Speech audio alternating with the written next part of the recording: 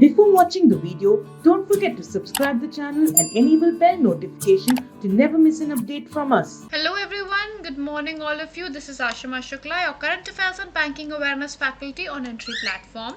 In this session, we are going to talk about all the major news events that have taken place in the past days, and we will also be talking about a few questions that can be framed from the news events we will be discussing right now. So, a brief idea about all the important news events, and at the end of the session, a few questions. After that, if you want to practice more questions, you can take up free quiz available on Entri app, for which the link is in the description section below. Starting on the discussion of news events, the first is that Prime Minister Narendra Modi ji was on official visit to Gujarat from 18th to 20th of April 2022 to inaugurate and lay the foundation stone of various projects. Now, Prime Minister dedicated to the nation a new dairy complex and potato processing plant which was at Diodar, Banaskantha district. This milk, or you can say dairy and potato processing plant, has been inaugurated, and it has been built with a cost of over 600 crore rupees. Then we have here inaugurated the Global Ayush Investment and Innovation Summit, which was held at Gandhinagar, and this was a 3-day summit for promoting entrepreneurs, dialogue and industry and startups to take up Ayush department and have more progress and innovation and investment in that area. Foundation stone for 4 gobar gas plants was also laid down. 4 gobar gas plants was laid down, and the foundation stone for the WHO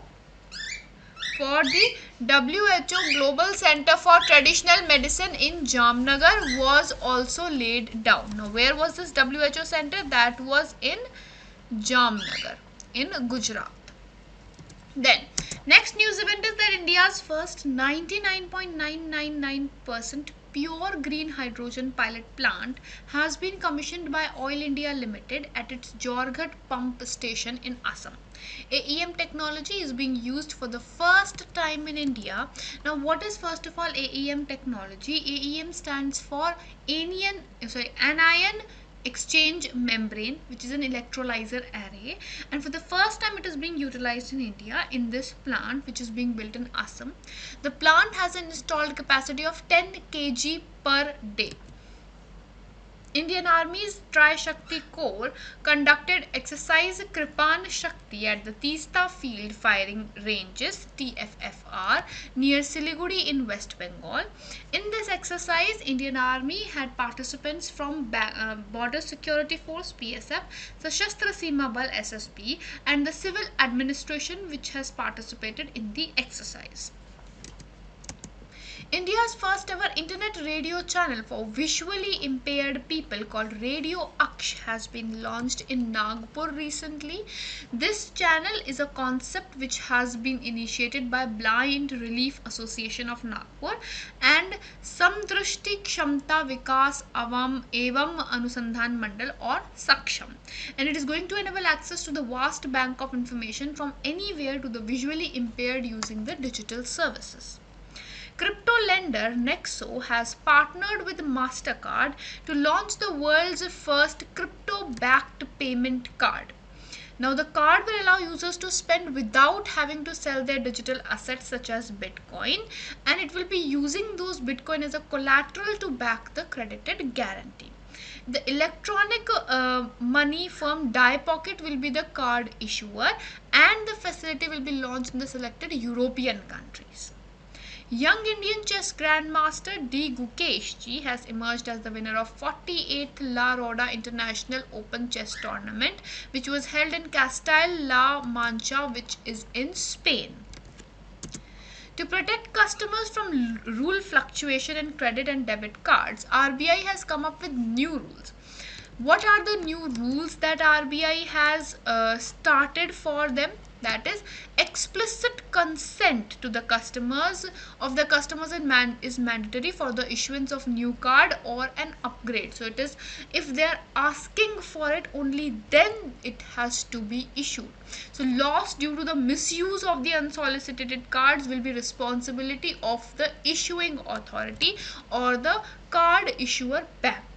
Individuals can approach RBI Ombudsman in case of receipt of an unsolicited card. If someone is getting a card which they did not ask for, then the individuals can approach RBI Ombudsman on that matter.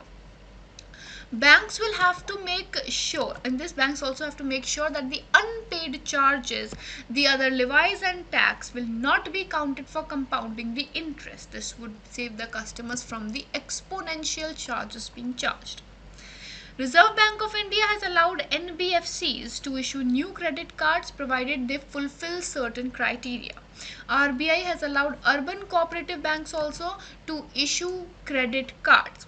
Although RBI has come up with new guidelines for NBFCs to issue the cards, and they have to meet a criteria of having at least a net worth of not less than 100 crore Indian rupees. International Financial Service Authority (IFSCA) has issued comprehensive regulations for investment funds. Now, registration for fund management entities with IFSCA is must before they meet the provided they are meeting the eligibility criteria also. Indian Finance Minister Nirmala Sitharaman attended the FATF meeting in Washington.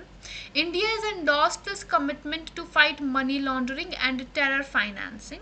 Finance Minister has extended support to the FATF global network on certain matters also.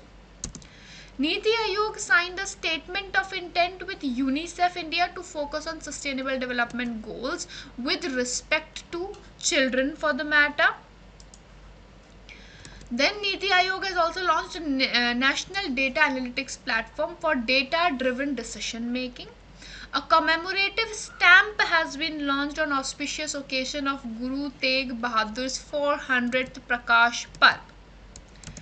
COVID took a heavy toll on industries, MSME in particular, despite all odds, fueled by government support in terms of performance-linked incentive and CGTMS. There has been an increase in the number of new firms. MCA, Ministry of Corporate Affairs, has registered 1.67 lakh new companies against 1.55 lakh firms opened during the 2020-2021.